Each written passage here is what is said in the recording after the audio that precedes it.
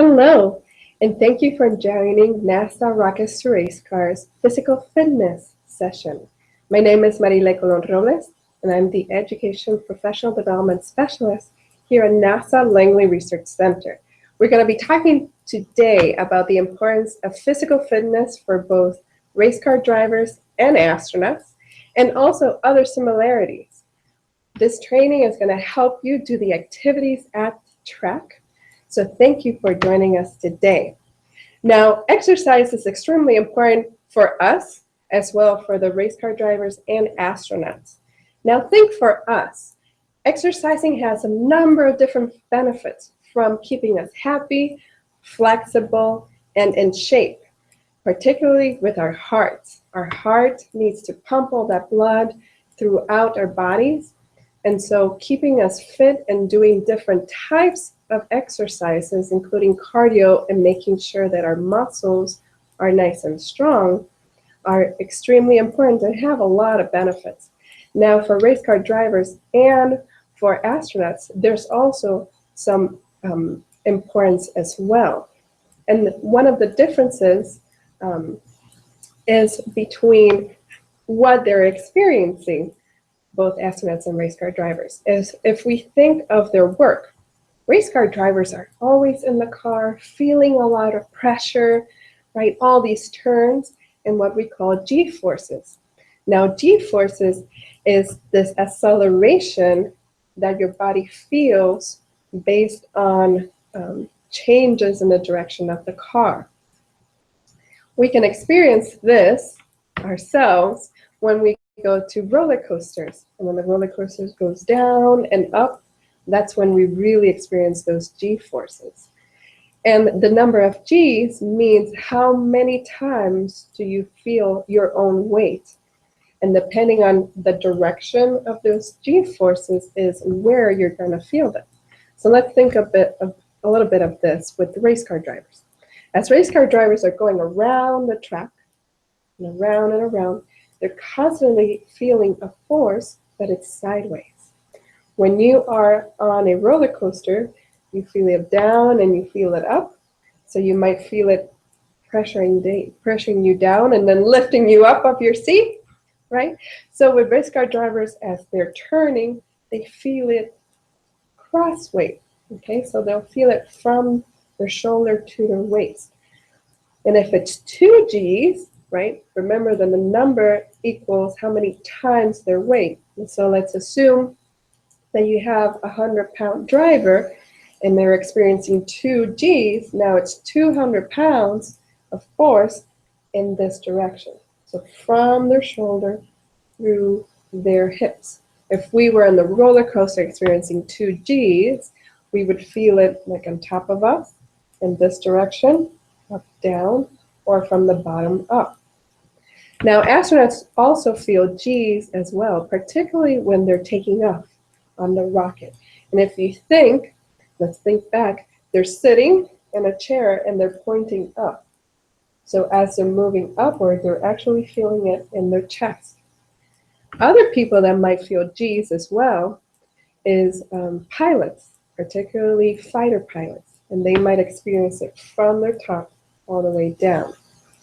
Now, it's extremely important for us at NASA to make sure that the direction of those G's will keep the body and maintain the health of our astronauts so that it's not too much or it doesn't hurt the body in a way that can be irreparable.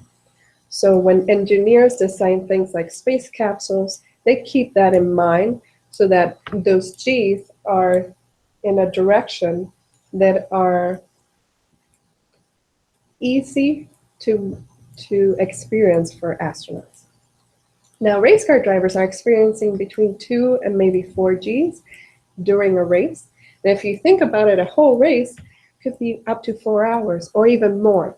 So that's experiencing 2 to 4 G's, depending on the track, depending on the turns, for 4 hours. Astronauts will experience up to 2 to 4 G's when they're taking off, and it'll be about 8 to 10 minutes. Now, for astronauts, once they are done with the G's, now they're in microgravity, what we call microgravity, once they reach the International Space Station. And that has a very different effect. So microgravity, what it means is that there's very little gravity. Micro means 10 to the negative 6. So there's 10 to the negative 6 gravity aboard the International Space Station, which is where our astronauts go to when they launch and when they come back to Earth.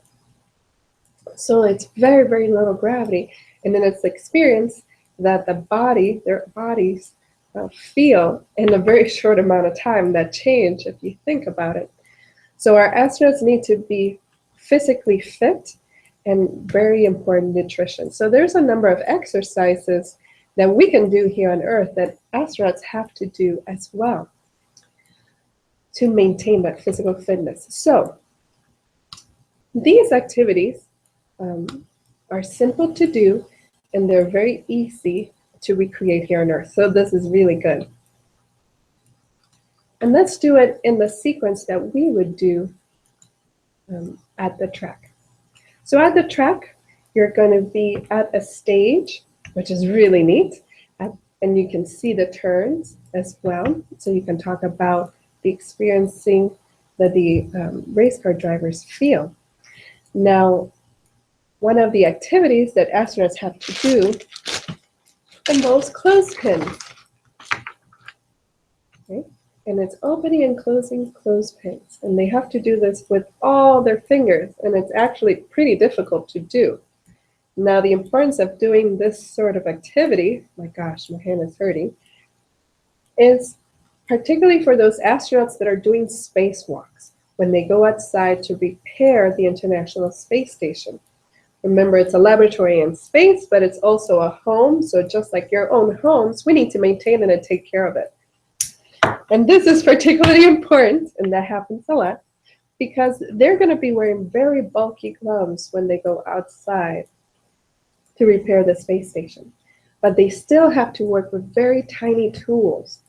So we want to make sure that those hands are as strong as possible and less likely to get cramps. If you imagine astronauts, when they put that white suit to go outside, they're basically inside of a balloon, and they're covered with air. So they won't be able to touch their fingers if they do get cramps. And some of these spacewalks can last up to 8 hours. So it's extremely important to do these activities. So one of the first activities that we love to do at the track is to call kids up and then have them try just to do how many times can you open and close the clothespin without falling or flying off as fast as you can. And you can give kids 30 seconds or a minute and then count it off.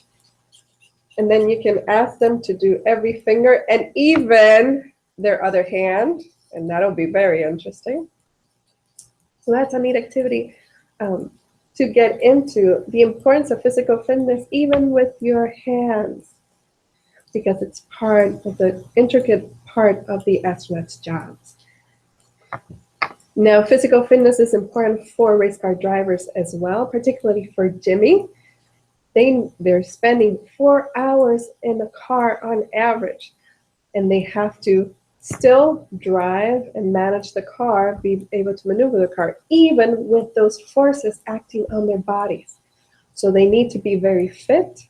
Now, instead of experiencing microgravity, they're experiencing hypergravity. So just like jet pilots as well, they're experiencing a high load of gravity, more than 1 G. So they have to do practices and making sure that their muscles are strong, but similar to astronauts, that they don't get too weak, that they don't get tired as fast as if they don't do exercise. So things like cardio exercises are extremely good, and Jimmy does a lot of that before a race. He goes for a run, for a bicycle ride, things like that. Now, not only Jimmy, his pit crew also does a lot of exercise in order to be able to change all the things in the car as fast as possible. Things are very hot, the environment is very hot, very loud, and things are very heavy. So things that have changed throughout the years is the number of seconds spent in a pit stop, but it's mainly because of the focus on the physical fitness of the pit crew.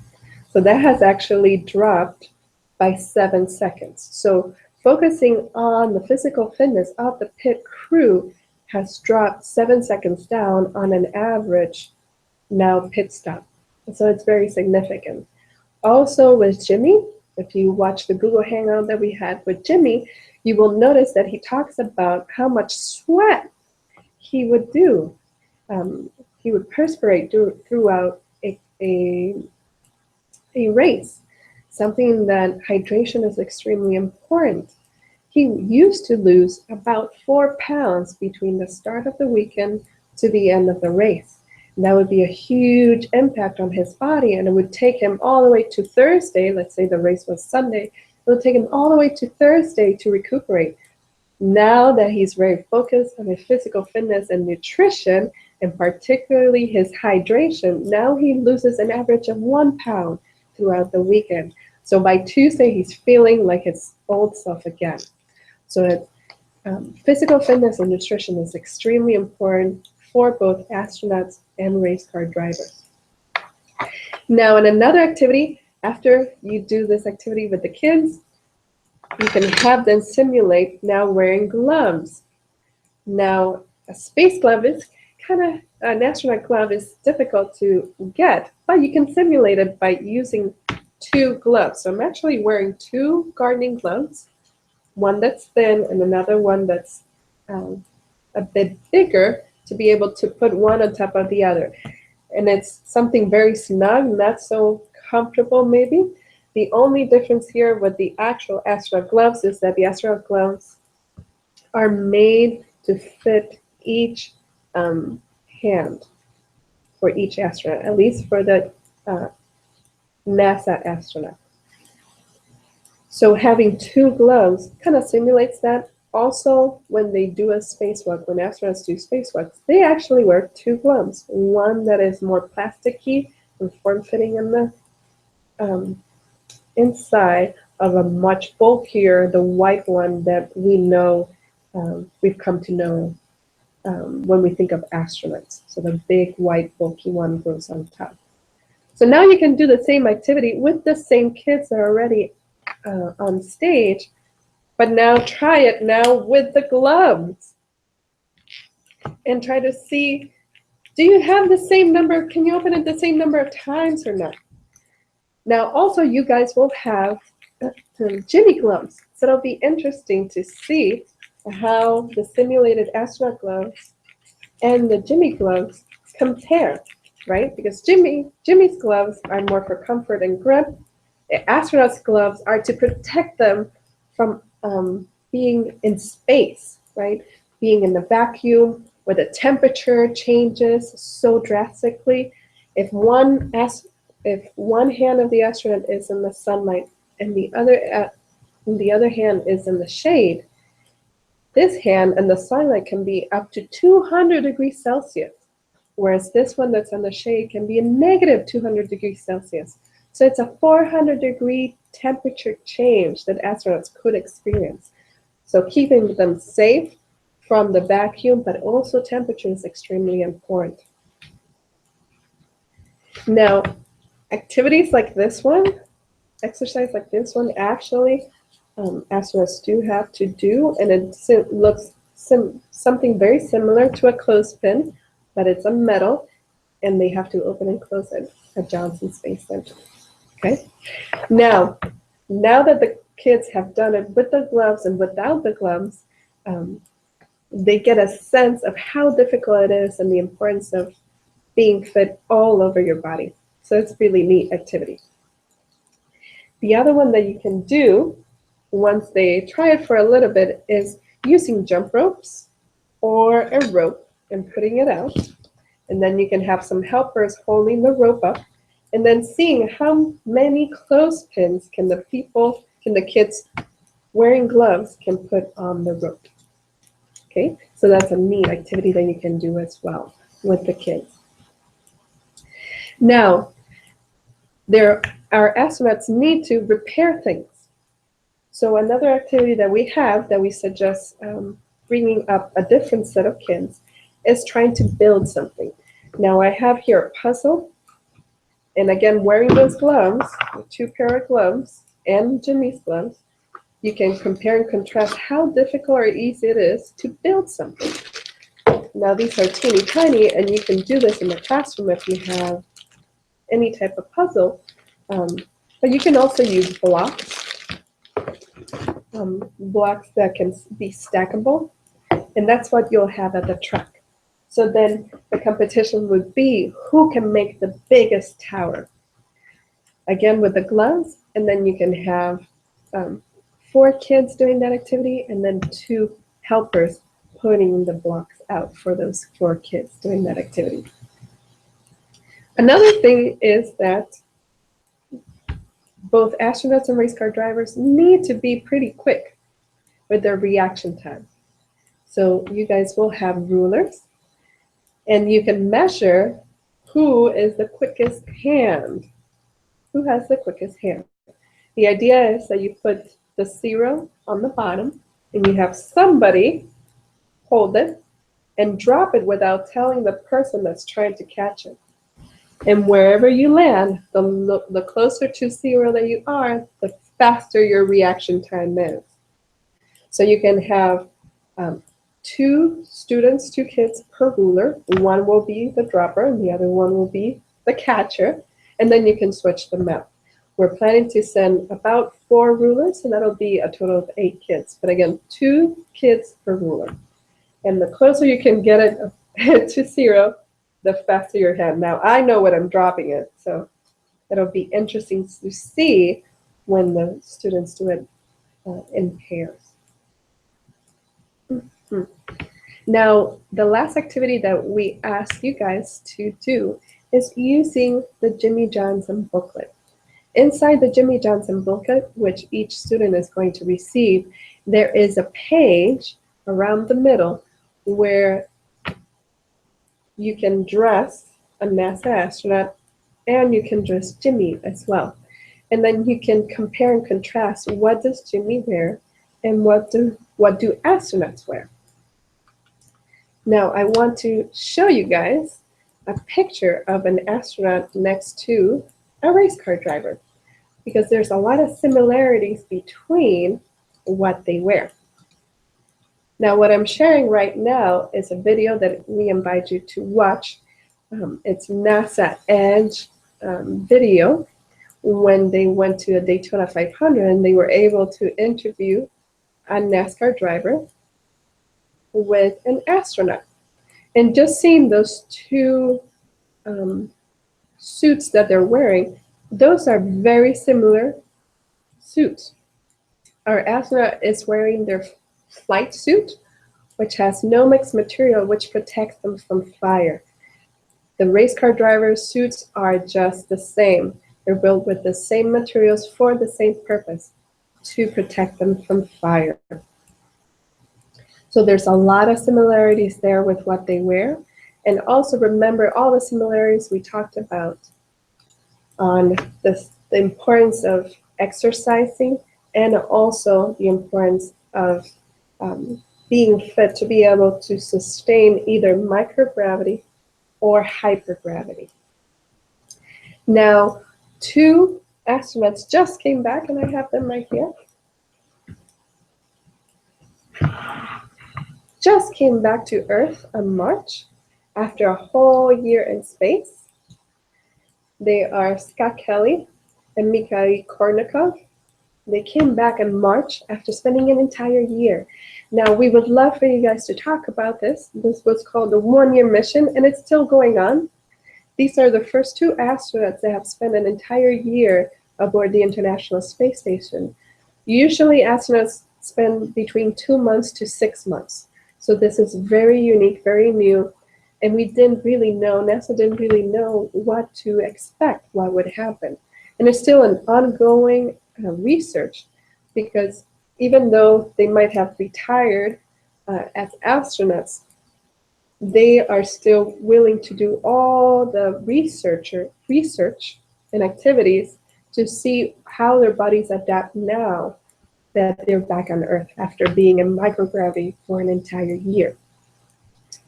The significance of this is that for every month that a person is in space, they lose bone mass. They can lose up to 5 to 10% their bone mass, and also muscle atrophy. If you don't use it, you lose it. So astronauts on average do about 2 hours a day of exercise every single day. Some astronauts need a little bit more. Some astronauts can do a little bit less, but on average is 2 hours per day. And this is very significant because as our journey to Mars leads us to understand what will happen to the bodies of those astronauts, it takes about 9 months to get to Mars. So this mission, this one-year mission, was extremely important to understand how to maintain our astronauts nowadays healthy, but also those astronauts that will get us to Mars by 2033. So these are the one-year mission, and we're hoping that you guys have these cutouts of these two very special astronauts at the truck. Scott Kelly is unique as well because he has a twin brother called Mark Kelly. So on top of doing the one-year mission, we're doing a twin study, which is very exciting for us science nerds, because Mark Kelly, his twin brother, stayed here on Earth while Scott Kelly was in space. And the really neat thing is that Mark was the control. Mark and Scott are both astronauts. They were both in the military, so they are physically fit, the same level of physical fitness, the same level of nutrition. Everything was the same. The difference was that Scott was in microgravity while Mark was at 9.8 meters per second squared by being here on Earth. So these are the activities, and these are all the similarities and comparisons that we would like for you to talk about. We're going to send you some links to videos like the NASA Edge video, just to give you a little bit more information about the physical fitness and comparisons between astronauts and race car drivers. As well, we'll send you a video about the importance of physical fitness for Jimmy and for his pit crew. I want to thank you all so much for joining me today, and I hope that you have a lot of fun doing the NASA Rockets to Race Car activities at a track. Thank you so much.